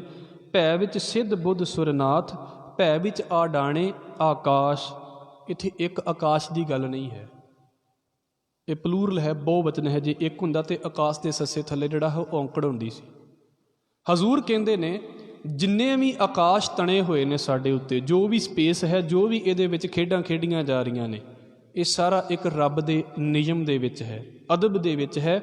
ਹਜ਼ੂਰ ਦੇ ਅਗਲੇ ਬਚਨ, ਭੈ ਵਿੱਚ ਜੋਧ ਮਹਾਬਲ ਸੂਰ। ਕੋਈ ਕਿੰਨਾ ਵੀ ਯੋਧਾ ਹੈ, ਪਾਵਰਫੁਲ ਹੈ, ਅੱਜ ਕੱਲ੍ਹ ਜਿਹਦਾ ਨਾਮ ਬੋਲਿਆ ਜਾ ਰਿਹਾ ਹੈ, ਕੋਈ ਕਿੰਨਾ ਵੀ ਮਹਾਬਲੀ ਹੈ, ਕੋਈ ਕਿੰਨਾ ਵੀ ਸੂਰਮਾ ਹੈ। ਸੂਰ ਗੁਰਬਾਣੀ ਦੇ ਵਿੱਚ ਸੂਰਜ ਲਈ ਵੀ ਆਇਆ ਹੈ, ਇੱਥੇ ਸੂਰਜ ਜਿਹੜਾ ਹੈ, ਸੂਰ ਸ਼ਬਦ ਸੂਰਮੇ ਲਈ ਆਇਆ ਹੈ, ਤਾਕਤਵਰ ਦੇ ਲਈ ਆਇਆ ਹੈ। ਮਹਾਰਾਜ ਕਹਿੰਦੇ ਨੇ ਦੁਨੀਆ ਤਾਕਤਵਰਾਂ ਨੂੰ ਮੰਨਦੀ ਹੈ, ਪਰ ਅਸਲ ਦੇ ਵਿੱਚ ਕੀ ਹੈ, ਇਹ ਵੀ ਰੱਬ ਦੇ ਭੈ ਦੇ ਵਿੱਚ ਨੇ, ਰੱਬ ਦੇ ਅਦਬ ਦੇ ਵਿੱਚ ਨੇ। ਭੈ ਵਿੱਚ ਜੋਧ ਮਹਾਬਲ ਸੂਰ, ਭੈ ਵਿੱਚ ਆਵਹਿ ਜਾਵਹਿ ਪੂਰ। ਪੂਰ ਉਹ ਹੁੰਦਾ ਹੈ ਜਿੱਦਾਂ ਦਰਿਆ ਦੇ ਇੱਕ ਪਾਸੇ ਬੇੜੀ ਹੋਵੇ ਅਤੇ ਉਸ ਬੇੜੀ ਦੇ ਵਿੱਚ ਇੱਕ ਵਾਰ ਬੈਠ ਕੇ ਜਿੰਨੇ ਸਫ਼ਰ ਕਰ ਲੈਣ ਅਤੇ ਅਗਲੇ ਪਾਸੇ ਉਤਰ ਜਾਣ, ਉਹਨੂੰ ਕਹਿੰਦੇ ਨੇ ਬੇੜੀ ਦਾ ਪੂਰ ਪਾਰ ਹੋ ਗਿਆ। ਬੱਸ ਦੇ ਵਿੱਚ ਇੱਕ ਵਾਰ 100 ਸਵਾਰੀ ਬੈਠ ਗਈ, 70 ਸਵਾਰੀਆਂ ਬੈਠ ਗਈਆਂ, ਉਤਰ ਕੇ ਤੇ ਦੂਸਰੇ ਪਾਸੇ ਚਲੀਆਂ ਗਈਆਂ, ਪਾਰ ਹੋ ਗਈਆਂ, ਉਹਨੂੰ ਕਿਹਾ ਜਾਂਦਾ ਹੈ ਪੂਰ, ਮਤਲਬ ਇੱਕ ਗਰੁੱਪ ਕਹਿ ਦਈਏ। ਜਿੰਨੇ ਵੀ ਇਸ ਦੁਨੀਆ ਦੇ ਵਿੱਚ ਆ ਰਹੇ ਨੇ ਤੇ ਆ ਕੇ ਜਾ ਰਹੇ ਨੇ, ਮਹਾਰਾਜ ਕਹਿੰਦੇ ਸੰਜੋਗ ਵਿਜੋਗ ਦੋਏ ਕਾਰ ਚਲਾਵਹਿ ਲੇਖੇ ਆਵਹਿ ਭਾਗ। ਇਹ ਸਿਰਫ ਮਾਲਕ ਦੀ ਖੇਡ ਚੱਲਦੀ ਪਈ ਹੈ, ਮਿਲਣਾ ਤੇ ਵਿਛੜਨਾ। ਇਹ ਵੀ ਅਦਬ ਦੇ ਵਿੱਚ ਇੱਕ ਰੱਬ ਦੇ ਡਰ ਦੇ ਵਿੱਚ ਹੋ ਰਿਹਾ ਹੈ। ਭੈ ਵਿੱਚ ਆਵਹਿ ਜਾਵਹਿ ਪੂਰ, ਸਗਲਿਆਂ ਭਉ ਲਿਖਿਆ ਸਿਰਲੇਖ। ਇੱਥੋਂ ਹੁਣ ਗੁਰੂ ਨਾਨਕ ਸਾਹਿਬ ਨੇ ਆਪਣੀ ਗੱਲ ਸ਼ੁਰੂ ਕੀਤੀ ਹੈ। ਪਿਛਲਾ ਖਿਆਲ ਜਿਹੜਾ ਹੈ ਨਾ, ਲੋਕਾਂ ਦੇ ਦੇਵਤੇ ਨੇ, ਲੋਕਾਂ ਦੇ ਇਸ਼ਟ ਨੇ, ਲੋਕਾਂ ਦੇ ਖਿਆਲ ਨੇ ਵੀ ਇਹ ਬੜੇ ਪਵਿੱਤਰ ਨੇ। ਮਹਾਰਾਜ ਕਹਿੰਦੇ ਇਹਨਾਂ ਵੱਲ ਚੰਗੀ ਤਰ੍ਹਾਂ ਨਿਗਾਹ ਮਾਰੋ ਤੇ ਇਹ ਸੋਚੋ ਸਗਲਿਆਂ ਮਤਲਬ ਸਾਰਿਆਂ ਦੇ ਉੱਤੇ ਕੀ ਲਿਖਿਆ ਹੋਇਆ ਹੈ। ਭਉ ਲਿਖਿਆ ਸਿਰਲੇਖ, ਸਾਰਿਆਂ ਦੇ ਉੱਤੇ ਡਰ ਦਾ ਲੇਖਾ ਲਿਖਿਆ ਹੋਇਆ ਹੈ। ਜਿਹੜੇ ਅੱਜ ਤਾਕਤਵਰ ਨੇ ਨਾ, ਤੁਸੀਂ ਇਹਨਾਂ ਨੂੰ ਵੇਖ ਲੈਣਾ ਵੀ ਅੱਜ ਤੋਂ ਥੋੜ੍ਹੇ ਸਾਲਾਂ ਬਾਅਦ ਵੀ ਇੰਨੇ ਹੀ ਤਾਕਤਵਰ ਹੋਣਗੇ। ਸਮਾਂ ਸਾਰਿਆਂ ਦੇ ਉੱਤੇ ਲਕੀਰ ਮਾਰ ਦਿੰਦਾ ਹੈ। ਉਹਦੇ ਕੋਲ ਇੱਕੋ ਹੀ ਤਾਕਤ ਏਡੇ ਕਮਾਲ ਦੀ ਹੈ, ਕਾਲ।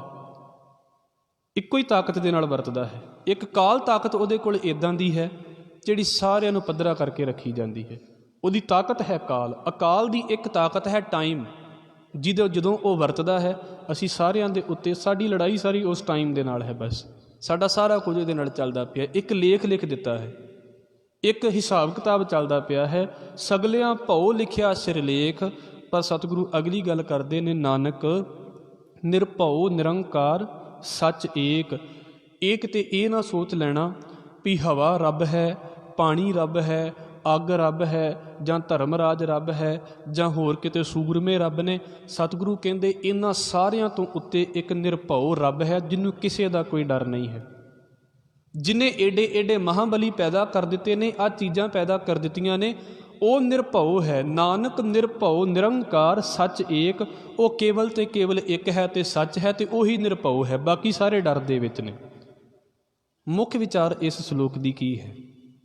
ਦਾਤਾਰ ਕਹਿੰਦੇ ਨੇ ਜਿਨ੍ਹਾਂ ਨੂੰ ਤੁਸੀਂ ਜਾਂ ਅਸੀਂ ਜਾਂ ਸਾਡੇ ਦੇਸ਼ ਦੇ ਵਿੱਚ ਇਸ਼ਟ ਸਮਝ ਕੇ ਪੂਜਿਆ ਜਾਂਦਾ ਹੈ। ਅਸੀਂ ਪਹਿਲਾਂ ਪੂਜਦੇ ਸੀ, ਉਹ ਗੱਲ ਹੋਰ ਹੈ। ਸਾਨੂੰ ਹੁਣ ਗੁਰੂ ਨਾਨਕ ਸਾਹਿਬ ਮਹਾਰਾਜ ਨੇ ਕੀ ਸਮਝਾਇਆ ਤੇ ਕੀ ਅਸੀਂ ਫਿਰ ਵੀ ਇਹਨਾਂ ਦੀ ਪੂਜਾ ਕਰਦੇ ਪਏ ਹਾਂ। ਇਹ ਤਾਂ ਬੜੀਆਂ ਦੂਰ ਦੀਆਂ ਗੱਲਾਂ ਨੇ, ਸਾਨੂੰ ਤਾਂ ਨਿੰਬੂ ਮਿਰਚਾਂ ਹੀ ਨਹੀਂ ਜੀਣ ਦਿੰਦੇ। ਇਹ ਸਾਡੇ ਹਾਲ ਨੇ ਸਾਡੇ ਲੋਕਾਂ ਦੇ। ਜਿਹਨੂੰ ਬੰਨ੍ਹ ਜਾਓ ਉਹਨੂੰ ਕਹਿ ਵੀ ਉਹਨੂੰ ਤੋੜ, ਉਹ ਡਰਦਾ ਤੋੜਦਾ ਨਹੀਂ, ਵੀ ਖਰੇ ਨਿੰਬੂਆਂ ਨਹੀਂ ਜ਼ਿੰਦਗੀ। ਉਹਨਾਂ ਨੇ ਨਿੰਬੂ ਬੰਨ੍ਹ ਕੇ ਬਹਿ ਗਏ ਨੇ। ਇਸ ਕਰਕੇ ਮਹਾਰਾਜ ਕਹਿੰਦੇ ਭਾਈ ਸ਼ਕਤੀਆਂ ਜਿਹੜੀਆਂ ਨੇ ਉਹ ਰੱਬ ਨੇ ਇਸ ਸਿਸਟਮ ਨੂੰ ਚਲਾਉਣ ਦੇ ਲਈ ਲਾਈਆਂ ਹੋਈਆਂ ਨੇ। ਜਿੰਨੀਆਂ ਵੀ ਸ਼ਕਤੀਆਂ ਨੇ ਉਹਨਾਂ ਦੇ ਨਾਲ ਇਸ ਜਗਤ ਦਾ ਵਿਧਾਨ ਚੱਲਦਾ ਹੈ, ਇਹ ਜੁਗਤ ਹੁੰਦੀ ਹੈ। ਪਰ ਇਹਦਾ ਮਤਲਬ ਇਹ ਨਹੀਂ ਵੀ ਤੁਸੀਂ ਸ਼ਕਤੀਆਂ ਦੀ ਪੂਜਾ ਕਰਨੀ ਸ਼ੁਰੂ ਕਰ ਦਿਓ। ਜਿਹੜਾ ਸ਼ਕਤੀ ਦਾ ਪੁਜਾਰੀ ਹੋ ਗਿਆ ਉਹ ਤਾਂ ਕਿਰਤਮ ਦਾ ਪੁਜਾਰੀ ਹੋ ਗਿਆ, ਕਿਰਤ ਦਾ ਪੁਜਾਰੀ ਹੋ ਗਿਆ। ਸਿੱਖ ਕਿਰਤ ਦਾ ਪੁਜਾਰੀ ਨਹੀਂ ਹੈ, ਸਿੱਖ ਕਰਤੇ ਦਾ ਪੁਜਾਰੀ ਹੈ। ਜਿੰਨੀਆਂ ਵੀ ਚੀਜ਼ਾਂ ਵੇਖਣੀਆਂ, ਰਿਸਪੈਕਟ ਹਰ ਇੱਕ ਕਿਰਤ ਦੀ। ਧਿਆਨ ਹਰ ਇੱਕ ਕਿਰਤ ਦਾ, ਸਮਝ ਹਰ ਇੱਕ ਚੀਜ਼ ਦੀ, ਪਰ ਇਸ਼ਟ ਕੇਵਲ ਤੇ ਕੇਵਲ ਅਕਾਲ ਪੁਰਖ ਵਾਹਿਗੁਰੂ, ਇਸ਼ਟ ਕੇਵਲ ਤੇ ਕੇਵਲ ਰੱਬ। ਕੋਈ ਪਾਣੀ ਖਾਸ ਨਹੀਂ, ਸਾਰੇ ਪਾਣੀ ਇੱਕੋ ਜਿਹੇ। ਕੋਈ ਨਦੀ ਪਵਿੱਤਰ ਨਹੀਂ, ਸਾਰੀਆਂ ਹੀ ਪਵਿੱਤਰ ਨੇ। ਕੋਈ ਦਿਨ ਇੱਦਾਂ ਦਾ ਨਹੀਂ ਵੀ ਅੱਜ ਚੰਦਰਮਾ ਐਡਾ ਛੋਟਾ ਹੈ ਅਤੇ ਅੱਜ ਮੱਥਾ ਟੇਕੋ ਅਤੇ ਪੁੰਨ ਲੱਗੇਗਾ, ਅਤੇ ਅੱਜ ਵੱਡਾ ਅਤੇ ਕਿਤੇ ਹੋਰ ਹੀ ਕੁਝ ਹੋ ਜਾਵੇਗਾ। ਜਿੱਦਾਂ ਸਾਡੇ ਦੇਸ਼ ਦੇ ਵਿੱਚ ਮੱਸਿਆ ਤੋਂ ਬਾਅਦ ਤੀਜੇ ਦਿਨ ਦਾ ਚੰਦਰਮਾ ਬੜੇ ਕਮਾਲ ਦਾ ਅਤੇ ਚੌਥੇ ਦਿਨ ਦਾ ਬੜਾ ਭੈੜਾ ਹੋ ਗਿਆ, ਵੀ ਚੰਦਰਮਾ ਤਾਂ ਉਹੀ ਹੈ, ਕੀ ਹੋ ਗਿਆ? ਪਰ ਕਿਉਂ ਹੈ? ਕਿਉਂਕਿ ਮਨ ਦੇ ਵਿੱਚ ਇੱਕ ਮੈਂਟੈਲਿਟੀ ਬਣਾ ਦਿੱਤੀ ਗਈ ਹੈ ਵੀ ਇਹ ਚੀਜ਼ਾਂ ਇੱਦਾਂ ਹੀ ਨੇ, ਅਤੇ ਪੜ੍ਹੇ ਲਿਖੇ ਵੀ ਉਹੀ ਗੱਲਾਂ ਕਰੀ ਜਾਂਦੇ ਨੇ। ਤਾਂ ਫਿਰ ਕਿੱਦਾਂ ਕਹਿ ਸਕਦੇ ਹਾਂ ਵੀ ਅਸੀਂ ਪੜ੍ਹੇ ਲਿਖੇ ਹਾਂ, ਗੁਰਮਤਿ ਦੇ ਨੇੜੇ ਹਾਂ? ਇਸ ਕਰਕੇ ਦਾਤਾਰ ਨੇ ਇਹ ਸਾਡਾ ਖਿਆਲ ਤੋੜਿਆ ਹੈ। ਜਿਹੜਾ ਨਿਰਭਉ ਨਿਰੰਕਾਰ ਹੈ, ਡਰ ਤੋਂ ਰਹਿਤ ਹੈ, ਉਹਦੇ ਵੀ ਅੱਗੇ ਲੋਕਾਂ ਨੇ ਕਈ ਰੂਪ ਬਣਾ ਕੇ ਰੱਖ ਦਿੱਤੇ ਨੇ, ਉਹਦੀ ਵੀ ਅੱਗੇ ਕਈ ਤਰੀਕਿਆਂ ਦੇ ਨਾਲ ਪੂਜਾ ਹੁੰਦੀ ਹੈ। ਉਹਨੂੰ ਗੁਰੂ ਨਾਨਕ ਸਾਹਿਬ ਨੇ ਕਿੱਦਾਂ ਬੋਲਿਆ ਹੈ, ਅਸੀਂ ਸਮਝਾਂਗੇ ਇਸ ਗੱਲ ਨੂੰ। ਸਤਿਗੁਰੂ ਕਿਰਪਾ ਕਰਨ। ਇੱਥੇ ਇਸ ਸ਼ਲੋਕ ਦੀ